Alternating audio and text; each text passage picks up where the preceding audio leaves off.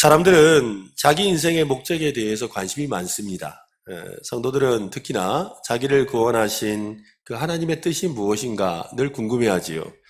이런 가정에서 또 그런 직장에서 또 교회에서 이렇게 살게 하시는 이유가 무엇인가 굉장히 궁금하고 알고 싶어 합니다. 여러분은 하나님의 뜻이 무엇인지 궁금하지 않습니까? 하나님의 뜻은 무엇이겠습니까? 성경을 읽어가면서 깨닫게 되는 하나님의 뜻은 분명합니다. 하나님의 뜻에 대해서 여러 가지 말을 하는데 결국 이 한 가지 뜻으로 모이게 되어 있습니다. 예수님도 하나님의 뜻을 이루는데 모든 관심과 사역을 집중하셨습니다. 아니, 예수님은 하나님의 그 뜻을 이루기 위해서 세상에 오셨고 또 그 일을 완수하셨습니다.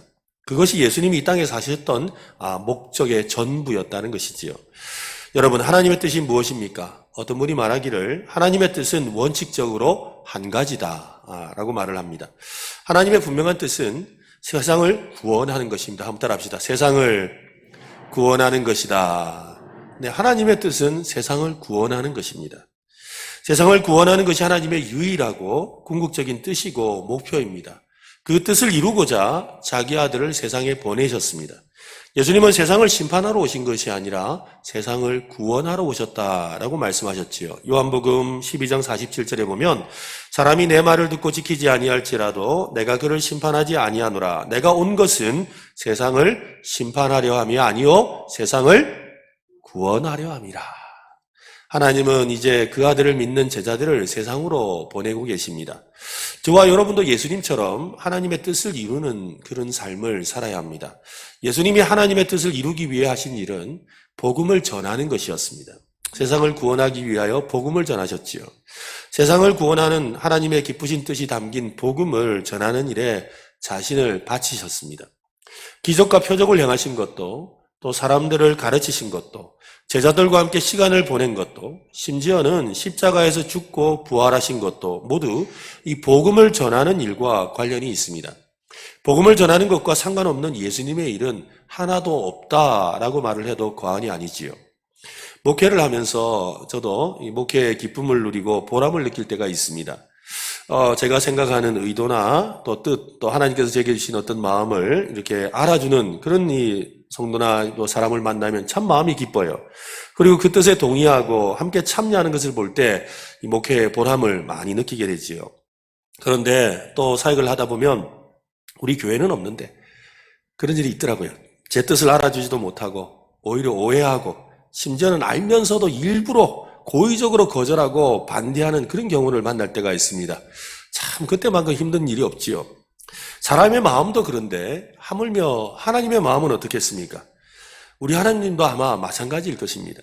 하나님이 가장 기뻐하실 때는 바로 우리가 하나님의 뜻을 알고 그 뜻을 이루는 삶을 살 때인 줄로 믿습니다. 오죽하면 예수님이 먼저 그의 나라와 그의 의를 구하라. 그리하면 이 모든 것을 너희에게 더하시리라고 말씀하셨겠습니까? 이 말씀은 하나님의 뜻을 알고 그 뜻을 이루는 삶을 사는 사람을 하나님이 얼마나 기뻐하시는지를 가르쳐주는 말씀입니다. 하나님이 얼마나 기쁘시면 나머지 모든 것을 우리에게 더하여 주시겠다고 하겠습니까? 그렇습니다, 여러분. 전도하는 것이 하나님의 뜻입니다. 한번 따라합시다. 전도하는 것이 하나님의 뜻입니다. 네, 하나님을 기쁘시게 하는 방법도 또한 전도입니다. 하나님의 마음을 아프게 하는 것은 알면서도 전도하지 않는 것이지요.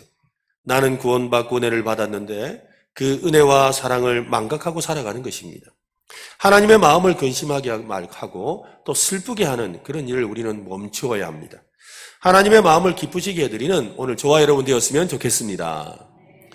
찬양 중에 이런 가사가 있지요. 매주 우리 땅밟기 기도를 가서 기도 중에 부르는 찬송인데 부를 때마다 거리를 지나가는 사람들을 바라보면서 부를 때 참 마음에 도전이 되고 감동이 됩니다. 여러분도 아는 찬송이에요. 찬양이죠. 예수 이름이 온 땅에 퍼져가네. 잃어버린 영혼 예수 이름 그 이름 듣고 돌아오네. 예수님 기뻐 노래하시리. 잃어버린 영혼 돌아올 때 하나님 기뻐 춤 추시리. 하나님이 기뻐서 덩실덩실 춤 추시리. 열방이 주께 돌아올 때 얼마나 하나님이 기뻐하시는지를 보여주는 좋은 찬송이지요. 하나님과 우리 예수님이 기뻐서 덩실덩실 춤을 추시는데 어찌 우리의 삶에 더 풍성한 은혜와 복을 주시지 않겠습니까? 하나님이 기뻐하시는 일을 하는 사람에게 하나님은 반드시 복을 주십니다. 5월 22일 새생명 전도 축제를 앞두고 우리 모두 전도의 마음을 회복할 수 있었으면 좋겠습니다. 특히 코로나로 인해서 우리의 영적인 그런 마음의 영적인 성벽들이 곳곳이 무너졌습니다. 우리 교회의 영적인 성벽도 많이 무너졌지요. 무너진 성벽들을 이제 회복하는 시기가 되었습니다. 가만히 살펴보면 느헤미야의 심정이 되어서 예루살렘 성벽이 어디가 무너졌는지를 살펴본 것처럼 가만히 우리 교회와 우리 개인의 영적인 성벽이 어디가 무너졌는지를 가만히 살펴보면 가장 많이 무너져 내린 곳이 바로 전도라는 성벽이지요. 지난 2년 반 동안에 우리는 전도는 그냥 깡그리 어쩌면 할 수도 없는 그런 환경과 상황 속에 우리가 살아왔습니다. 오늘 말씀이 이 전도의 성벽을 다시 쌓게 되는 계기가 되었으면 좋겠습니다. 전도하면 비로소 깨닫게 되는 것이라는 제목으로 함께 깨닫게 되는 것들을 살펴보기를 원합니다.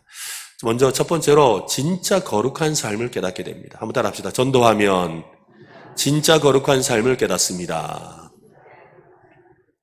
전도는 말로 하는 것이라고 생각하지요. 그런데 여러분, 전도를 많이 하고 소위 전도왕이라고 부르는 그런 분들의 간증을 들어보면 전도를 말로 하는 것이 아니라 삶으로 한다는 것을 알 수 있습니다. 말로 하는 것보다 삶으로 할 때 더 많은 전도가 일어난다는 것이지요. 우리가 복음을 진심으로 잘 전하려면 말만 거룩하게 하기보다 실제로 거룩한 삶을 살아야 합니다.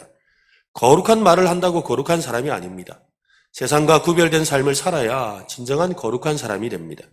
세상과 구별된다는 것은 주변 사람들에게 거북스러운 사람이 되라는 말이 아닙니다.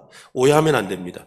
우리는 세상 사람들 가운데 살고 있습니다. 그들과 동화되어서는 안 됩니다. 세속적으로 동화되어서는 안 되지요. 그들과 잘 어울리는 사람은 되어야 합니다. 그들과 동화되어서 구분이 안 되는 사람이 되어서는 안 되지만 그러나 그들과 잘 어울리는 사람은 되어야 돼요. 그들과 다른 삶을 살지만 그들과 어울리는 삶, 즉 조화가 되는 삶을 살아야 한다는 말입니다. 생활 속에서 거룩을 실천한다는 것은 바로 그런 뜻입니다. 거룩한 삶은 사회와 이웃과 어울리지 못하는 부적응자로 살아가라는 거 아니에요. 아유, 저 사람 교회 다니는데 지 혼자 거룩한 척 한다고, 아이고, 우리랑은 안 돼. 그런 사람으로 살아가는 것이 진짜 거룩이 아니라는 거예요. 여러분, 거룩한 사람은 따라합시다. 거룩한 사람은 매력적인 사람입니다. 네, 사람들이 볼 때 진짜 거룩한 사람은 매력을 느껴요. 야, 저 사람 뭐 좀 다르다. 저 사람 뭐 교회 다닌다니 뭐가 좀 다르네. 매력을 느끼는 거예요. 매력을 발산하는 사람이 바로 진짜 거룩한 사람입니다. 언젠가 TV에서 이 패션 모델을 선출하고 양성하는 일을 하는 분이 나와서 자기 일에 대해서 소개하는 걸 들었습니다. 근데 그 사람이 모델을 뽑을 때, 이 모델을 뽑을 때 자기만의 기준이 있다는 거예요. 그 모델을 뽑을 때 가장 중요하게 보는 기준이 여러분 뭘 것 같습니까? 키, 날씬하냐, 예쁘냐, 이런 것일 것 같은데 이 모델을 뽑을 때 보는 제일 중요한 거는 그 사람이 뿜어내는 매력, 한마디로 어떤 아우라, 그 사람이 딱 섰을 때 뒤에 후광이 비치는 것처럼 다른 사람들 사이에 딱 유달리 보이는 그 매력을 발산할 때 이 사람이다 라는 느낌을 준다는 거예요. 그래서 조건을 보고 뽑는 게 아니라 딱 보는 순간 그 비춰오는 매력과 아우라에 이 사람이다 하고 뽑으면 맞다는 거예요. 노래를 잘 부르거나 또 춤을 추고 또 연기하는 연예인들도 비슷하다고도 합니다. 잘생기고 못생긴 문제가 아닙니다. 그 사람이 발산하는 매력의 문제죠. 여러분, 매력적인 사람 되시기를 바랍니다. 예. 맞습니다, 여러분. 거룩이란 바로 그와 같은 영적인 매력을 말합니다. 세상은 끊임없이 거룩한 사람을 찾고 있습니다. 세상이 악해지면 악해질수록 더욱 깨끗한 사람을 찾고 있습니다. 지금 세상은 거룩한 교회가 거룩에 대한 모범을 보여주기를 간절히 원하고 있습니다. 비록 자신들은 거룩하게 살지 못하지만 그래도 교회는 거룩해야 된다는 거예요. 비록 나는 엉망으로 살지만 너는 신자잖아. 너는 성도잖아. 너는 제대로 살아야지 라고 말한다는 것입니다. 그래서 사도 베드로는 이렇게 말을 합니다. 베드로전서 3장 15절로 16절에 너희 마음에 그리스도를 주로 삼아 거룩하게 하고 너희 속에 있는 소망에 관한 이유를 묻는 자들에게는 대답할 것을 항상 준비하되 온유와 두려움으로 하고 선한 양심을 가지라. 이는 그리스도 안에 있는 너희의 선행을 욕하는 자들로 그 비방하는 일에 부끄러움을 당하게 하려 함이라. 즉 우리가 거룩하게 살게 되면 사람들이 묻는다는 거예요. 당신 어떤 이유로 해서 그렇게 살게 되었느냐고 묻게 된다는 거지요. 그렇습니다. 세상 사람들이 우리에게 찾아와서 묻도록 만들어야 되지요. 당신의 마음속에 그 소망이 무엇이길래 당신은 우리와 다른 삶을 살고 있습니까? 라고 묻게 만들어야 되지요. 또 당신이 믿는 하나님이 어떤 분이시길래 그토록 당신은 진실하게 하나님만 붙들고 있습니까? 또 어떻게 그토록 당신은 우리와 다르게 깨끗하게 살아가려고 노력합니까? 우리가 착각하는 것은 세상 사람들의 관심을 사야 전도의 문이 열린다고 생각해요. 그래서 우리가 어떤 가게를 운영하시는 분을 전도하려 그러면 일부러 매번 가서 물건을 사주잖아요. 물건을 자꾸 사주면 그분이 올 것 같아요. 여러분, 물건 사주면요, 오기는 와요. 우리가 10번 사주면 한 번 와줍니다. 왜 오느냐면 자기 물건 팔라고 오는 거예요.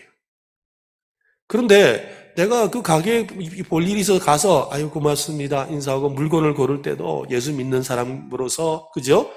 정말 교양 있게 또 정말 신앙적으로 그 일을 행동하면 야, 저 사람은 확실히 다르다. 나보고 교회라 소리 한 번도 안 했는데 저 사람 다니는 교회쯤이면 나도 갈 수 있겠다. 그런 말을 듣게 되는 거지요. 바로 그것이 거룩이라는 거예요. 그것이 바로 전도의 방법이지요. 우리가 보여주어야 하는 겁니다. 거룩은 구별되는 것입니다. 구별이란 분리를 말하는 것이 아닙니다. 무리 가운데 유달리 눈에 띄는 매력적인 사람이 되라는 것이에요. 많은 손님들이 오고 가는데 저 손님은 달라. 많은 사람들이 지나다니는데 저 사람은 다르더라. 많은 교인들이 와서 나에게 전도지를 주는데 저 사람은 나에게 다르게 주더라. 바로 그것이 거룩이라는 거예요. 매력이지요. 무리 속에 있지만 그들과 다른 세계에 사는 것처럼 노는 물이 다른 것처럼 느껴져야 합니다. 그래서 그 물에 그 세계에 참여하고 싶다는 마음을 유발하는 사람이 바로 거룩한 사람입니다. 우리 은혜로 교회 성도들은 바로 그런 거룩한 매력적인 사람인 줄로 믿습니다. 또 그렇게 될 줄로 믿습니다. 그렇습니다, 여러분. 우리는 거룩한 생활을 해야 합니다. 물건을 하나 사도 밥을 먹어도 또 같이 영화를 봐도 우리의 생각과 삶의 본질이 그들과 다름을 보여주어야 합니다. 그렇습니다. 전도하면 우리가 생각하고 추구하던 거룩이 얼마나 이론적이고 형식적이고 아무런 능력도 없는 껍데기뿐이었는지를 새삼 깨닫게 됩니다. 우리는 사도 바울의 경고를 심각하게 생각해야 합니다. 디모데후서 3장 5절에 보면 경건의 모양은 있으나 경건의 능력은 부인하니 이 같은 자들에게서 내가 돌아서라.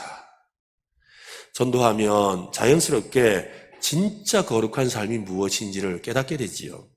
전도하면서 어떻게 죄를 짓겠습니까? 전도하면서 불신자 보기에 본이 되지 않는 삶을 어떻게 살아갈 수가 있겠습니까? 거룩한 삶을 살면 전도가 되고 전도하면 거룩한 삶을 살게 되는 줄 믿으시기 바랍니다. 그렇습니다. 우리가 주님의 십자가를 함께 지는 심정으로 조금만 더 기도하고 희생하고 양보하고 더 손해보고 더 참아주고 더 사랑하고 더 낮아지고 더 겸손하고 더 온유해진다면, 그래서 삶으로 존경받는 그리스도인이 된다면 복음은 훨씬 수월하게 전해질 것입니다. 어떤 분이 전도는 신앙의 종합 선물 세트요, 축복의 통로다라고 말을 했습니다. 참 맞는 말입니다. 전도하면 무엇이 진짜 거룩한 생활인지를 깨닫게 되지요. 거룩한 삶을 살게 됩니다. 거룩한 삶을 통해서 자신의 영혼의 그릇이 깨끗해지게 되니까 깨끗해진 그 그릇에 하나님의 축복이, 하나님의 복이 흘러넘치는 줄로 믿으시기를 바랍니다. 바로 그래요.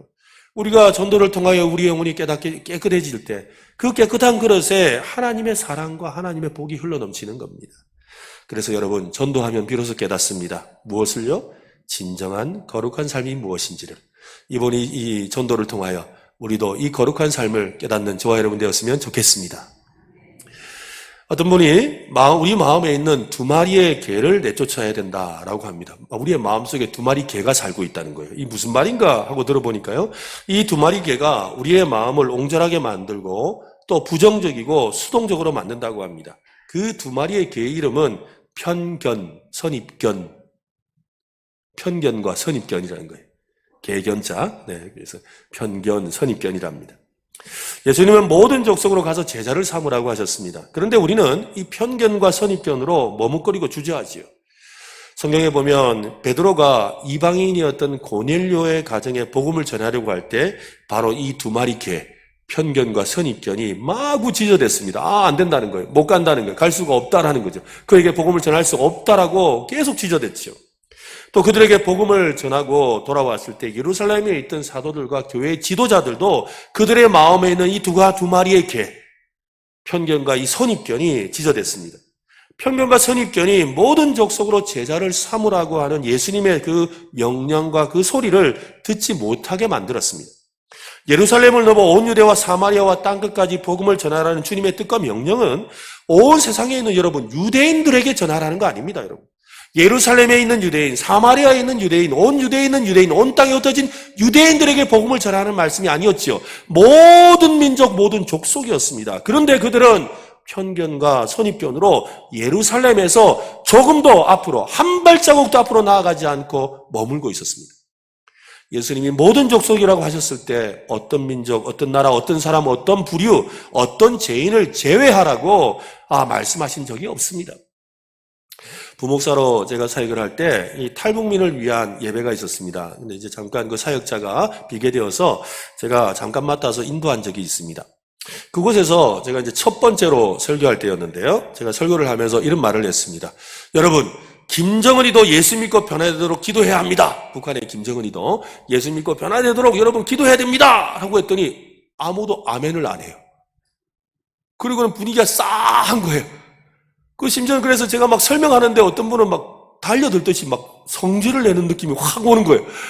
와, 이 분위기가 되게 이상하다. 이러고 설교해서 그러면서 왜 김정은이 예수 믿어야 되는지를 한 점 설명을 드렸어요. 그랬더니 좀 표정이 좀 누그러지면서 나중에는 아멘 하시더라고요. 예배가 마치고 난 뒤에 한 집사님이 찾아오셨어요. 그 탈북민 집사님이 찾아오셔서 이야기하더라고요. 자기는 김정은이 벌받게 해달라고 지금까지 기도했다는 거예요. 김정은이 벌받게 해달라고 기도했는데 오늘 목사님 설교 듣고 내 기도를 바꾸기로 했다고. 김정은이 예수 믿어야 된다고. 여러분, 김정은이도 예수 믿어야 될 줄로 믿으시기 바랍니다. 여러분, 예수 믿으면 다 해결돼요. 아멘 아닙니까?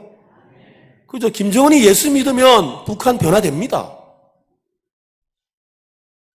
기도해야 돼요. 그리고 우리 매일 우리 기도하는 내용에도 김정은이 예수 믿게 해달라고 기도하잖아요. 다 이유가 있는 거예요. 그리고 자기 마음속에, 그죠? 다양한 종류의 편견과 선입견들을 우리는 누구나 가지고 산다는 거예요. 그 편견과 선입견이 얼마나 지저되는지 정신을 차리지 못할 정도로 어지러울 지경이지요. 어느 목사님의 설교에서 들은 이야기입니다. 목사님이 목회하시는 교회에 택시 운전을 하시는 이 형제님이 계신데 이분이 전도를 되게 많이 하세요. 그래서 이 택시를 운전하다가 손님만 타면 복음을 전하는 거예요. 그래서 복음을 전하다가 이 사람이 예수 믿겠다 그러면은 택시비 안 받고, 그리고 또 예수 믿겠다 그러면 예배 시간하고 맞으면 그 길로 그냥 손님 태우고 교회로 오는 거예요. 그렇게 열심히 전도하는 분인데 어느 날 목사님이 예배를 인도하고 있는데 이 형제님이 누구를 데리고 이렇게 들어오는 거예요. 아이고, 오늘도 전도했나 보다 생각 봤는데 스님이 따라오는 거예요. 예배당에 지금 예배 드리는데 스님이 들어오니까 이 목사님이 예배를 인도하다가 갑자기 당황된 거예요. 그러면서 아니 왜 스님을 데려와? 속으로 마음에 목사님이 아니 왜 스님을 여기다 왜 데려오는 거야? 이러면서 예배를 인도하는데 영 마음에 이렇게 중심이 안 잡히셨어요. 예배가 다 끝나고 나서 그러고 나서 이제 그 형제님이 그 스님을 목사님한테 데려왔죠. 와서 목사님 이 스님 사정을 좀 들어보세요 하고 이야기를 하는데 그 자초지정을 들어본 거예요. 그 스님이 이 몹쓸병에 걸려가지고 원래 자기가 있던 절에서 쫓겨나가지고 이 절 저 절을 이렇게 전전긍긍하고 있는 거예요. 그러다가 이 우연히 우리 그 형제님 택시 운전하는 그 형제님의 택시를 타게 된 거죠. 그 택시를 타서 이 형제님이 이야기를 하는 거예요. 아니 어떻게 지내십니까? 스님 뭐 하세요? 하고 이런저런 이야기하니까 이 스님이 자기가 지금 배에 복수가 가득 차서 죽을 날이 얼마 안 남았다는 거예요. 그래 참 인생이 그하다면서 이야기를 한참 하시는 거예요. 그때 이제 이 형제님이 옳거니 하고는 복음을 전한 거예요. 그래서 예수 믿으면 된다고, 예수 믿으시라고 막 이렇게 이야기를 하니까 그 스님이 잘 듣더래요. 그래서 그러면 마침 우리 교회 예배 시간인데 교회 가실래요? 그러니까 가겠다는 거예요. 그래가지고 데리고 왔다는 거지요. 여러분, 스님은 예수 믿으면 안 됩니까? 안 됩니까? 손들기 할까요? 예수 믿어야 됩니까? 안 믿어야 됩니까? 그죠? 무당은 믿어야 됩니까? 안 믿어야 됩니까? 그렇죠? 맞아요, 여러분. 스님도 예수 믿어야 되죠. 스님에게도 복음을 전해야 되는 겁니다. 그렇다고 여러분 절에 찾아가가지고 예수 천당 불신적 이러면 안 됩니다. 전도하는 사람도 교양이 있어야 돼요, 교양이. 왜 교양이 있어야 될까요? 우리가 가진 복음이 굉장히 가치로운 거잖아요. 값진 복음을 전하는데 싸구려 같이 전하면 안 돼요. 그래서 정말 교양 있게 격식을 갖추어서 우리가 복음을 전해야 되는 겁니다. 우리는 편견과 선입견으로 사람을 판단하면 안 됩니다. 스스로 하나님이 되어서 저 사람은 구원받을 사람이고 저 사람은 구원받지 못할 사람이라고 마음속으로 판단을 내리는 때가 참 많지요. 저 사람은 절에 다녀서 안 되고 저 사람은 일요일에 일해서 안 되고 저 사람은 술을 많이 마셔서 안 되고 저 사람은 성격이 보통이 아니라서 안 되고 저 사람은 또 교회에 상처를 받은 적이 있어서 안 되고 여러분 그러나 그들은 모두 다 예수님이 말씀하신 모든 족속입니다. 로마서 3장 21절에 곧 예수 그리스도를 믿음으로 말미암아 모든 믿는 자에게 미치는 하나님의 의인이 차별이 없느니라. 로마서 10장 12절에는 유대인이나 헬라인이나 차별이 없습니다. 한 분이신 주께서 모든 사람의 주가 되사 그를 부르는 모든 사람에게 부요하시도다. 그래서 전도하면 내가 얼마나 편견과 선입견이 가득한지를 깨닫게 됐지요. 사실 우리도 누군가가 편견 없이 선입견 없이 전도했기 때문에 여기 있는 거 아니겠습니까? 만약에 누군가가 저에게 봐서 복음 전하는데 아유 저 사람 저 덩치가 너무 크가 안 되겠다 야. 저 사람 저 목소리 봐봐. 나 안 할란다. 저 사람 생긴 거 봐라. 저 예수 믿게 생겼나. 그랬다면 아마 제가 이렇게 목사 못 됐을 겁니다. 그렇죠. 누군가가 편견 없이 선입견 없이 복음을 전했기 때문에 제가 이 자리에 있고 여러분이 이 자리에 있는 줄로 믿으시길 바랍니다. 그러므로 복음에는 차별이 없습니다. 전도에는 차별이 없음을 우리가 믿고 모든 사람에게 복음 전하는 우리 모두 되기를 바랍니다. 사도 바울을 생각하면 한마디로 복음의 열정에 사로잡힌 사람이다라고 할 수가 있지요. 사도 바울이 얼마나 복음 전하는 일에 열정이 있었는지를 보여주는 이야기가 있습니다. 사도 바울이 감옥에 갇혀 있었습니다. 그때 빌립보 교회 성도들이 자기들끼리 막 서로 이렇게 논쟁이 벌어지고 이렇게 다툼이 일어났습니다. 그 내용은 뭐냐면 바울이 감옥에 갇힌 것을 슬퍼하는 사람이 있는가 하면 또 바울이 감옥에 갇힌 것을 잘 됐다. 기가 막힌 기회다. 라고 생각하는 사람이 있었어요. 그런 사람들은 누구냐면 바울이 전도를 너무 열심히 해. 감옥에 갇혔구나. 드디어 내가 바울을 이기겠다. 내가 바울보다 더 전도해야지. 이런 마음을 먹는 사람이 있었다는 거예요. 또 바울에 갇혀서 바울이 이 복음을 전하는 일을 멈추게 되었을 때 안타까움을 느껴서 우리가 대신 바울처럼 복음을 전해야지 하고는 바울을 따라가겠다는 사람도 있었죠. 이런 여러 사람들이 빌립보 교회 안에서 서로 주장을 하고 있었던 겁니다. 이런 상황에 대해서 빌립보서 말씀은 이렇게 말하지요. 어떤 이들은 투기와 분쟁으로, 어떤 이들은 착한 뜻으로 나의 매임에 괴로움을 더하게 할 줄로 생각하고 다툼으로 그리스도를 전파하고 있습니다. 맞지요? 그런 다음 사도 바울은 뭐라고 그러냐면 자신이 가진 진짜 소망을 말합니다. 저는 이 구절을 읽을 때마다 정말로 복음을 전하는 일에 모든 것을 내던진 그 열정의 사람이 바로 바울이구나라는 걸 새삼 깨닫게 됩니다. 빌립보서 1장 18절 말씀인데요. 같이 한번 읽어보겠습니다. 같이 시작. 그러면 무엇이냐? 거칠어로 하나 참으로 하나 무슨 방도로 하든지 전파되는 것은 그리스도니 이로써 나는 기뻐하고 또한 기뻐하리라. 무엇이든지 복음이 전파된다면, 내가 옥에 갇힌 것 때문에 복음이 전파된다면, 내가 자유롭게 돌아다님으로 복음이 전파된다면, 내 몸이 연약해짐으로 복음이 전파된다면, 어찌된 건 복음만 전해진다면 나는 기뻐하고 기뻐하겠다. 이것이 바로 사도 바울이 가지고 있는 복음에 대한 열정이지요. 바울은 누구보다도 복음에 대한 열정으로 충만한 사람입니다. 그런데 여러분, 열정이라는 것이 이 전염병과 굉장히 비슷하다는 것을 여러분 압니까? 요즘 코로나19 전염병으로 인해서 우리가 고생하고 있는데 열정과 전염병이 아주 닮아 있습니다. 그래서 어떤 목사님은 열정과 전염병에 대해서 비교하면서 전염병을 이렇게 정의합니다. 한번 들어보세요. 전염병은 나의 의사와 관계없이 퍼져나간다. 맞죠? 전염병은 나의 의사와 관계없이 내가 만약에 감기 걸렸으면, 코로나 걸렸으면 내 옆에 있는 사람에게 전달이 되잖아요. 내가 주고 싶어 주는 거 아니잖아요. 코로나 안 걸리셔서 다행이죠. 그렇죠? 네. 코로나 걸리면 내가 주고 싶어 주는 게 아니에요. 그냥 전달되는 거예요. 전염병은 또한 상대방의 의사와 관계없이 퍼져나가죠. 상대방이 나에게 주고 싶어 준 게 아니라 그냥 그래 된 거예요. 그리고 전염병에 걸리는 순간 그것을 퍼뜨린 사람과 똑같이 코로나 걸려요. 그죠? 똑같이 전염되는 거예요. 열정도 마찬가지라는 겁니다. 열정도 나의 의사와 관계없이 퍼져나갑니다. 또 열정은 상대방의 의사와 상관없이 나에게 전이되죠. 전염병에 걸리면 서로 같아지듯이 열정이 전이되면 같이 끌어오는 열정을 소유하게 됩니다. 이건 사실입니다. 그래서 여러분 교회에 오셔서도 찬송 뜨겁게 부른 사람 옆에 앉아야 찬송이 나오지. 찬송 박수치고 하는데 앉아보세요. 나도 조만간 일하고 있습니다. 우리가 함께 전도하자 그러면 예, 전도합시다. 그래, 전도해야 되지. 이런 사람 옆에 앉으면 전도가 되지만 코로나도 안 끝났는데 뭐 전도한다고. 조금 있으면 내가 그 말하고 있다니까요. 이왕이면 여러분 열정 있는 사람 옆에 앉으시기를 바랍니다. 열정이 전달되는 거예요, 여러분. 근데 냉정도 전달되는 거예요. 냉정한 사람 옆에 앉으면 냉정해지는 거예요. 비판적인 사람 옆에 앉아보세요. 다 비판으로 바뀌는 거예요. 열정 있는 사람이 되셔서 또 열정 있는 사람, 열정을 전달하는 열정의 전달자가 되시기를 바랍니다. 그렇습니다. 바울은 열정의 사람이었습니다. 바울의 열정은 복음에 대한 열정이지요. 더 정확하게는 복음을 전하려는 열정으로 충만한 사람이었습니다. 이런 복음의 열정에 대해 당시 예루살렘의 대제사장이었던 아나니아와 또 함께 이 바울을 이 벨릭스 총독에게 고발했던 변호사가 있어요. 더들로라는 변호사. 이 더들로라는 변호사가 이 벨릭스 총독에게 바울을 고발하면서 하는 이 고발문이 있어요. 고발문의 내용이 이렇습니다. 사도행전 24장 5절에 보면 우리가 보니 이 사람은 뭐라고요? 전염병 같은 자. 누가 가요? 사도 바울이. 사도 바울을 향해서 뭐요? 전염병 같은 자라.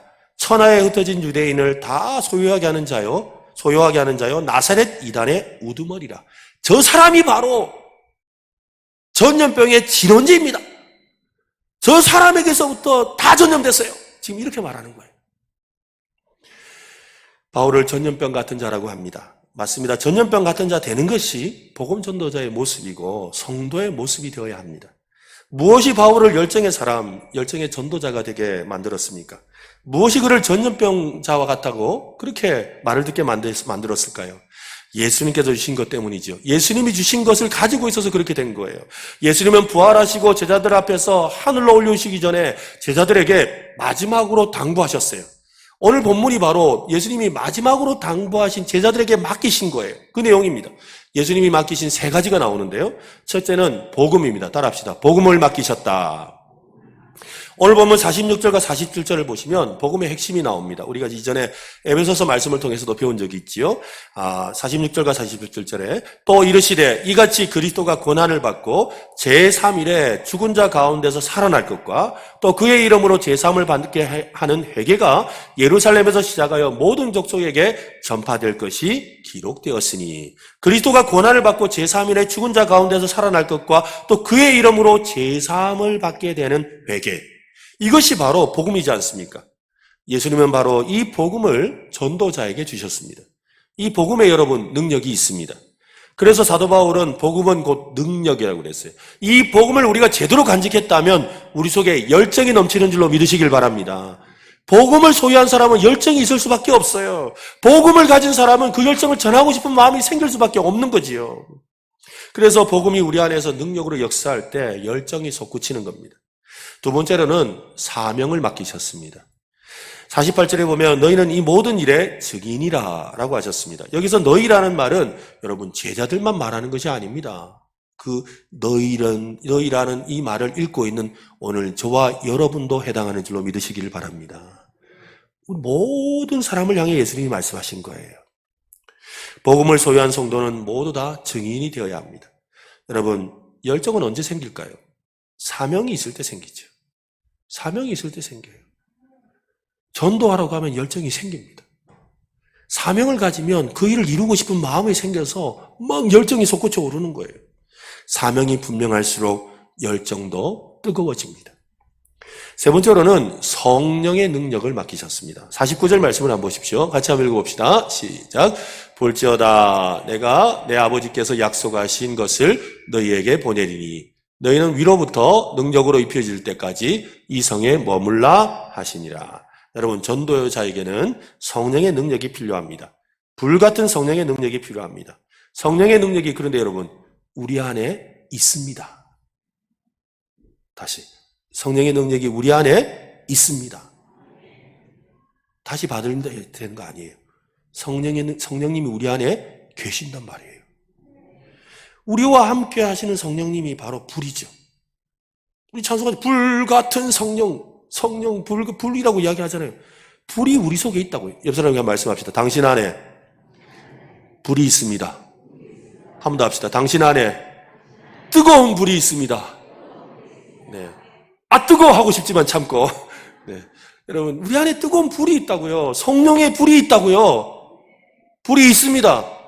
근데 그 어떤 사람은 그 불을 숨기고 있어가지고 차가운 것처럼 살지만, 여러분, 전도하기 시작하면, 복음 전하기 시작하면 그 불이 뜨거워지는 줄로 믿으시길 바랍니다. 영광로처럼 뜨겁고 모든 것을 녹여낼 만한 강렬한 열정이 다시 한 번 더 솟구쳐 오르는 것이지요. 여러분, 열정은요, 깨닫게 되는 것이 아닙니다. 열정은 솟구치고 발산하는 겁니다. 우리 안에 있는 열정이 다시 불일 듯 일어나는 은혜가 임할 수 있기를 바랍니다. 여러분, 목사님, 나 신앙생활 엉망이에요. 나 신앙 다 까먹었어요. 아이고, 코로나 마스크 끼고 있다 보니까 다 까먹고 아무것도 없어요. 뭐 하면 회복될까요? 뭐 하면 회복된다고요? 설교한 보람이 없습니다. 뭐 하면 회복된다고요? 전도하면.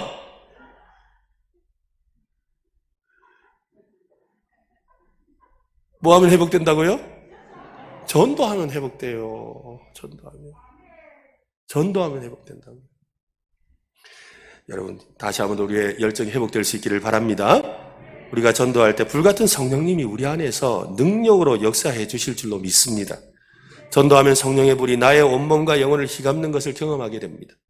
전도하면 비로소 내 속에 뜨거운 열정이 잠자고 있었음을 깨닫게 됐지요. 오늘 우리는 전도하면 비로소 깨닫게 되는 것에 대해서 살펴봤습니다. 세 가지를 말씀드렸습니다. 전도하면 무엇을 깨닫게 됩니까? 전도하면 진짜 거룩한 삶이 무엇인지를 깨닫게 됩니다. 전도하면 우리 안에 있는 편견과 선입견이 가득하다는 것을 깨닫게 됐지요. 전도하면 우리 안에 숨어있는 열정을 깨닫게 됩니다. 여러분, 전도합시다. 특별히 5월 22일 날 우리가 전도합니다.